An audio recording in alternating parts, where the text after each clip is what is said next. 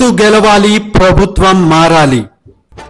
Palakollu assembly నియోజకవర్గం Telugu Desam party అభ్యర్థి doctor Nimmala Ramanaidu ఎన్నికల గుర్తు సైకిల్. సైకిల్ గుర్తుకే మన ఓటు. Ballot number 4. Electronic voting machine పై ఓటు వేయు విధానము. మీరు వేయవలసిన ఓటు ఈవీఎం ఓటింగ్ యంత్రములపై సైకిల్ గుర్తుకు ఎదురుగా ఉన్న నీలం రంగు బటన్ నొక్కగానే ఎరుపు రంగు బల్బు వెలిగి అను శబ్దం వచ్చును. పోలింగ్ తేదీ 13 మే 2024.